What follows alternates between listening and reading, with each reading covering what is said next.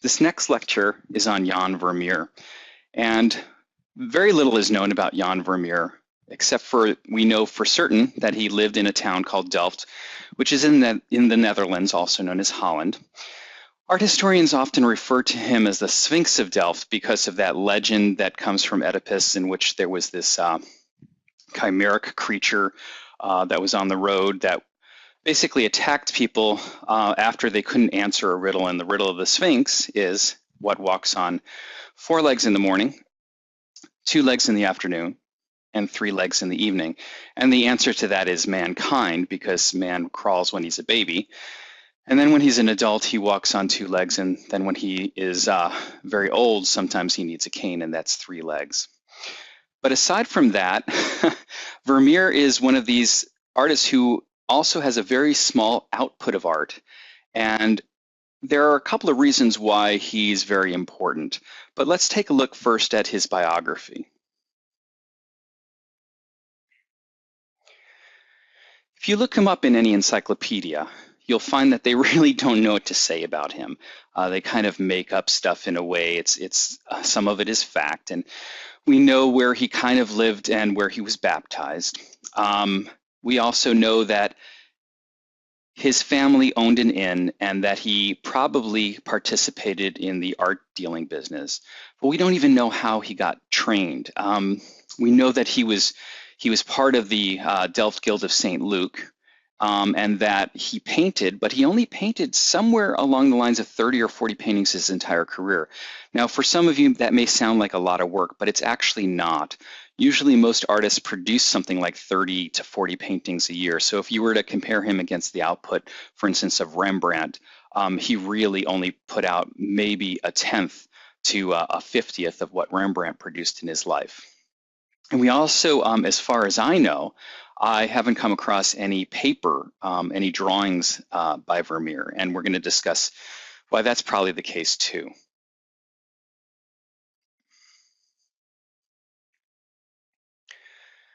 Probably the most important way to approach Vermeer, since we don't have a lot of contextual data about him, we don't have any historical background that really is earth-shaking or important, is to talk about him in comparison to Caravaggio. And we're going to compare him to Caravaggio's Boy Being Bitten by a Lizard from about 1600. In some ways, Jan Vermeer is really influenced by Caravaggio, and you could almost say that he is a Caravaggisti, mainly because his work has a lot of the same qualities as Caravaggio, where we have a strong raking light that creates chiaroscuro.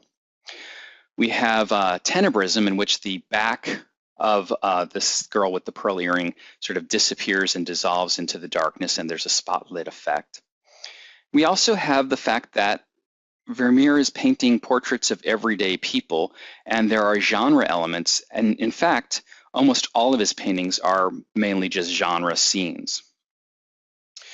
So Vermeer is tonally, in terms of shading and chiaroscuro and tenebrism, very closely linked to Caravaggio. But if you look at this painting compared to Caravaggio's, you'll immediately notice that it has really much more color to it and a lot more interesting, intricate color. So in order to understand how we're going to talk about Vermeer and how he stacks up against Caravaggio, on the first level of understanding him in terms of how he works with color, you can see that Vermeer uses a range of primary colors and secondary colors that Caravaggio doesn't use. So for instance, primary colors are the colors that you can't mix out of anything else: red, yellow, and blue. We see here actually that there is a blue and a yellow being certainly used, and that there are some reds and pinks in the face, especially in the lips. With Caravaggio, we have a low-key or an earth-toned palette where he's using secondary and tertiary colors. The secondary colors are the colors that you can mix up, like green, purple, and orange. But Caravaggio really uses tertiary colors, which are the third level, which are, when I teach painting, you could say red-orange is a tertiary color because it's the third level of color, but really the tertiary colors are mainly the browns. And so we see warm browns and cool browns in Caravaggio's work, and that's predominant. And often those kinds of colors are referred to as local colors, because if any painter who picks up a brush decided to make a painting, he would probably use browns to work with flesh tone. But if you look at Vermeer, there are some interesting things that go on with his flesh tones. We refer to those as non-local colors. Colors that you don't expect to find in a place are often referred to as non-local, and we'll talk about that in a second. So Vermeer's palette of colors is much more intense or saturated. There are purer colors in it and less brown colors. And he also uses a wider range of colors, even though he's shading very similarly to what Caravaggio does. In order to understand his color, I think it would be a good idea to take a look at a sort of sampling job I did with Photoshop to understand it a little bit more. And what Vermeer is doing, I took a strip out of the turban on the top of this girl with the pearl earring. And what I did was I sampled it with Photoshop to kind of show you what the colors look like depending on where you look at them. So I have these two strips that are underneath the actual strip that I sampled. And you can see that the middle strip first, that when we go into the light, it's actually kind of more of a green, even though we immediately identify the turban overall as being blue. When things move into the light, they take on characteristics or color of the light. And so light usually has a sort of yellowish tinge to it. And so if you really think about it, the turban goes through a range of colors from a sort of blue-green almost into a gray, and then in some spots really into a brown or a brownish gray. Now, if you were to drop all the yellow out of, for instance, the first segment of the turban, and I did that in this bottom strip, the fourth one on the bottom, and I dropped all the yellow out of a little square in the first square, you can see how much more blue that color is than, for instance, the color that's surrounding it.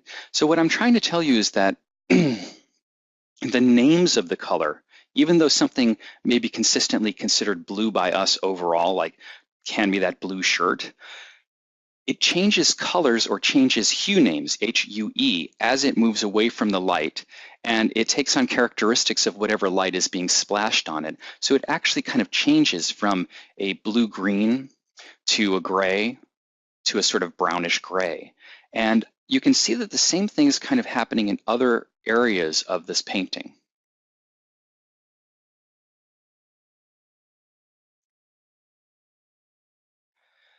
If you zoom in, for instance, on her shoulder and on the gown that she's wearing, you can see that the color that you would actually squeeze out of the tube to make the shirt that she's wearing, that sort of tunic, is actually a sort of earth tone called yellow ochre. And it looks kind of greenish in a way. And then as you pass over the shoulder, one of the things that happens is it actually starts looking sort of a viridian, which is a bluish green. And then in the shadows, it's a brown. The same thing can happen with the sort of tuft of yellowish fabric that's coming out of the top of her turban. You can kind of see it goes from a pale washed out yellow, which is less saturated, into a sort of brownish color into the shadows. Now her face is really where we see a lot of interesting transitions of color, because as you move close to the light source on her forehead, you can actually see it's sort of a paler, washed out, almost a peach color, which is really orange. Then as it moves into the sort of middle tones of her face, you can see that it becomes a more saturated or intense orange. And then when you get to the sort of core shadow of her face, along her cheekbone, you can see that it takes on some bluish characteristics. And you might even describe that as a gray or a purplish gray, as in the core shadow. And then the reflected light that's on her chin, you can actually see that it bounces from her shoulder. That yellow ochre is reflected along her jawline, along her cheek. So what we have is a series of hue changes or color changes as we move away from the light source. The other thing where you can really see this is that white collar. And you can also see a lot of reflected light in the pearl that's hanging from her ear.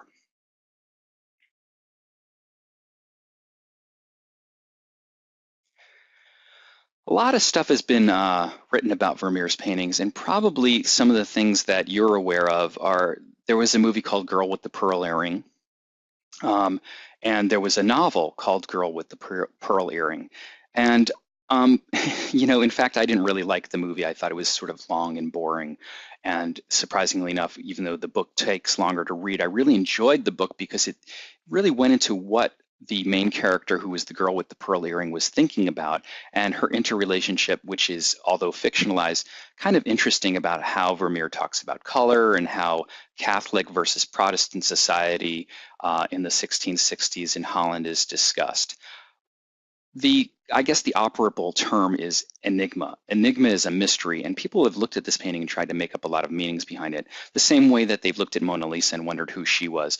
I don't really think that this painting is actually that enigmatic. It's probably just Vermeer wanted to paint a pretty girl, and he had access to maybe a servant girl or a model, and he just set her up and for a painting, and then just painted her. But it does have a lot of the characteristics of some of the things that Vermeer does as a painter, where the light is moving from the left to the right-hand side.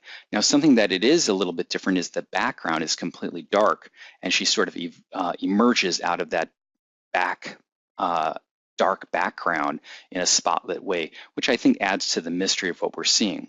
Now, some of the other things that Vermeer has been sort of accused of, or is very possible, is that he might have used a device called the camera obscura.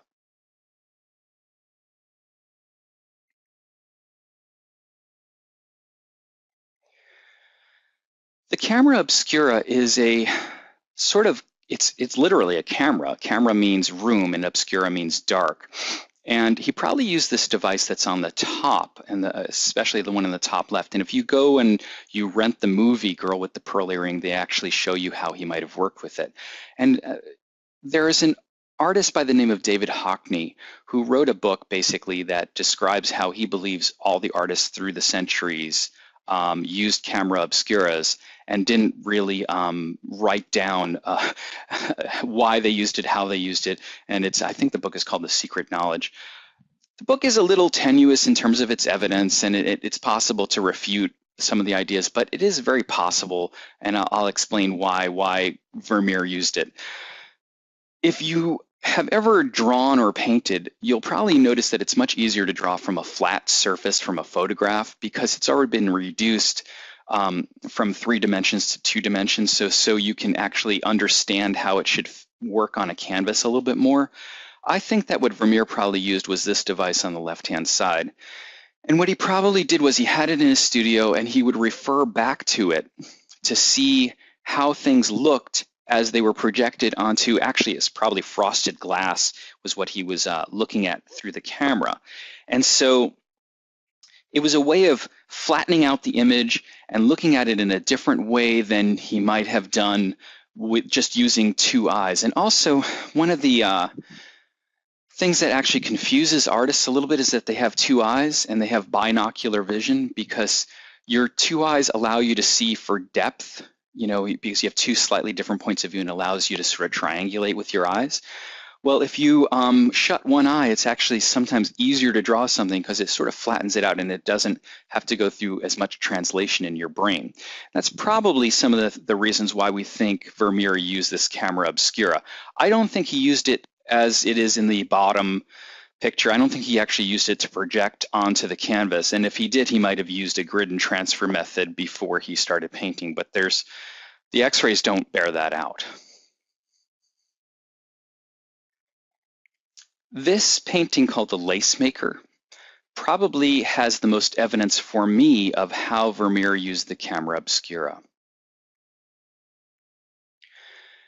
And what I'm suggesting is that if you look at this painting and you zoom in on the lace, and I have this little detail on the right-hand side that is the lace, you can see that the lace itself, the way that it's painted, is almost how we paint. If you look at a photograph and you blow up a photograph of, for instance, hair or strands of fabric, that kind of thing, it actually looks almost exactly how Vermeer paints it here, as a blob of colors. And then there are actually, see those little dots or discs of color that look like little beads that you can't figure out why they're there. They're actually also in the carpet and in other areas of a lot of his paintings. And what those little sort of weird colored dots, those light dots are actually probably irregularities in a lens that Vermeer chose to actually reproduce in the painting. So the closest thing that we have today to having lenses that poorly ground or poorly made is that when you were watching TV or a movie, sometimes the camera will pass by a light or the sun, and you'll see these sort of rings of light come off of a light source, those little discs of light. That's kind of the equivalent of what Vermeer is painting in this. Now, the next thing to approach this painting, since we've kind of looked at it in some ways in a formal point of view, is that the painting itself, the location of where this person is being portrayed, is in a corner of a room with a light source, probably a window on the right-hand side, and the light is moving across it. And you can see that some of the other things that are sort of evidence that Vermeer is thinking about this almost in a photographic way is the details of the face are painted as a series of patterns of light and shadow that almost sort of blur out, and so is the hair. So he doesn't paint individual strands. He really paints value more than anything. And we know Caravaggio did the same thing, but Caravaggio really paints some details that are how he conceives of them, not how he saw them. Now, in terms of the content or iconography of this image, it probably relates a little bit to Protestantism in Holland and also to the socio-political events. Now, remember, Vermeer was he was a Catholic painter because Protestants really didn't believe that art was something that you needed to have. And the Catholics were much more supporters of painting and the arts in general. The Protestants believed in a much more strict or austere kind of life. But what this does sort of reflect is some of the leaking in of Protestant attitudes on a Catholic painter in a way. And what I'm suggesting is, you've ever heard the term idle hands are the work of the devil? Well, in this instance, idle hands are the work of the devil. And so one of the things that Dutch women did to sort of keep out of trouble, I guess, it sort of infantilizes them in a way, sort of suggests that they would get into trouble if they didn't have something to do. But in this instance, one of the activities that a woman could do inside her home to make a little bit of money was to make lace. And so it's the equivalent of, for instance, you've probably seen some people crocheting, especially the older generation might sit in the park and crochet and make intricate lace work. Well, they had intricate collars and lace work, and that was something that someone could sell, and they could do piecework on their own doing that. And this probably represents that kind of idea. And the way that Vermeer represents women is very much along those lines, where he's kind of showing you gender roles and how he chooses to portray men and women in his painting. And we'll approach that in a little bit more depth later on in this lecture.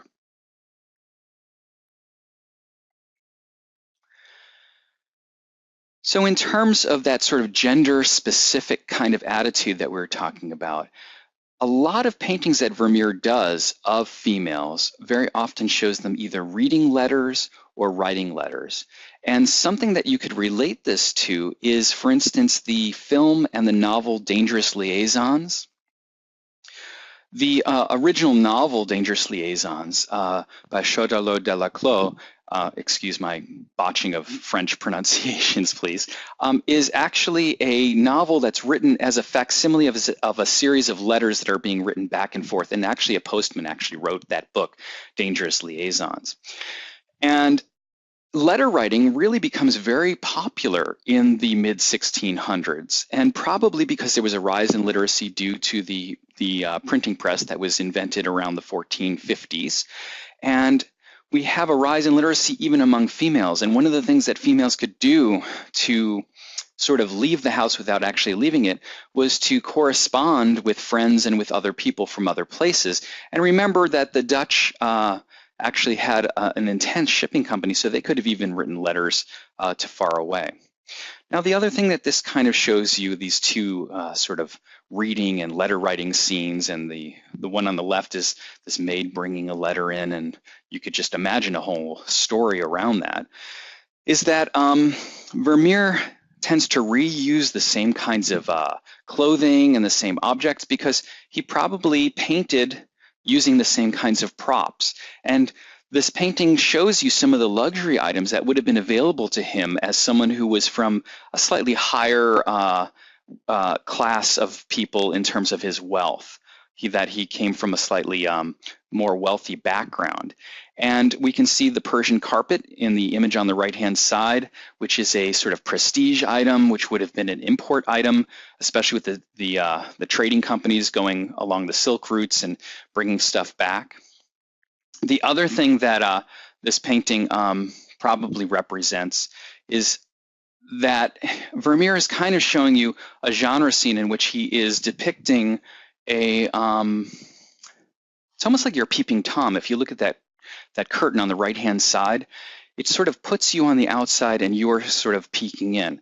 And an interesting, lovely little detail in this painting is actually the window. If you look at that window, you can actually see her reflection in the window. Now, the last thing about this, actually I want to approach kind of in terms of formal concerns is, look at the range of colors that are being painted on that wall. Now, if that's a white wall, think about the grays, blues, and sort of yellowish tones that are all in that wall. And that's an instance of that non-local color that I was telling you about, where he's actually painting the colors of the light as it reflects on the wall.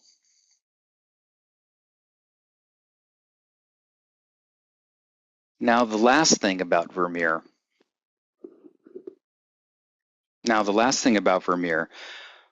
is probably more about the content of the images and what is the iconography, what's being depicted, and what it might mean to someone from Holland from the 1660s and who he was orienting his paintings to.